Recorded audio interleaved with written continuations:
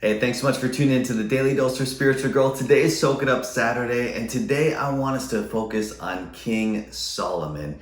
Now, King Solomon was so creative, and continuing with our theme on creativity. I mean, he was able to build the temple of the Lord and all the details that took. I mean, it took such creativity to do that and to govern the people and to be able to place certain people at certain times and making decisions. I mean, you have to be so creative to do that.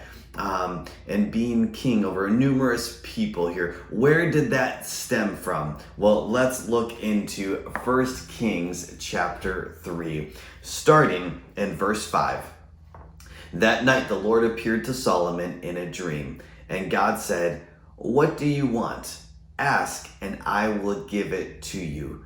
Could you imagine God speaking that to you? You had a dream, and God said, "Whatever you ask for, I will give to you." This is Solomon's response to that. Solomon replied, "You have showed faithful love to your servant, my father David, because he was honest and true and faithful to you. And you have continued your faithful love to him today by giving him a son to sit on his throne." And he's talking about himself. "Now, O Lord my God, you have made me king instead of my father David. But I am like a little child who doesn't know his way around. And here I am in the midst of your own chosen people, a nation so great and numerous they cannot be counted. Give me an understanding heart so that I can govern your people well and know the difference between right and wrong. For who by myself is able to govern this great people of yours?" The Lord was pleased that Solomon had asked for wisdom. So God replied, "Because you have asked for wisdom in governing my people with justice, and have not asked for a long life or wealth or the death of your enemies, I will give you what you asked for. I will give you a wise and understanding heart such as no one else has had ever.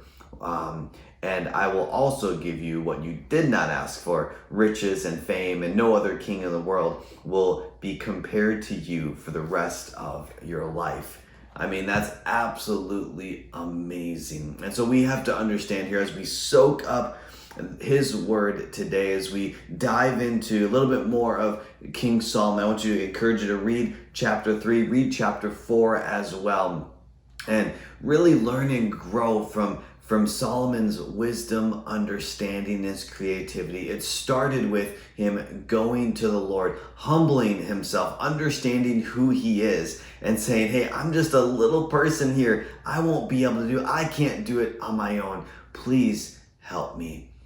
And that encouragement and that promise, and that we see here of God fulfilling that, I want you to go to the Lord with that same attitude, that same mindset that Solomon had, and see what God does in and through you. Hey, thanks so much for tuning in. I want to encourage you, come tomorrow in person, 10:15 a.m. at Shrewsbury Assembly. If not, you can watch us online. And then on Monday for another Daily Dose for Spiritual Growth.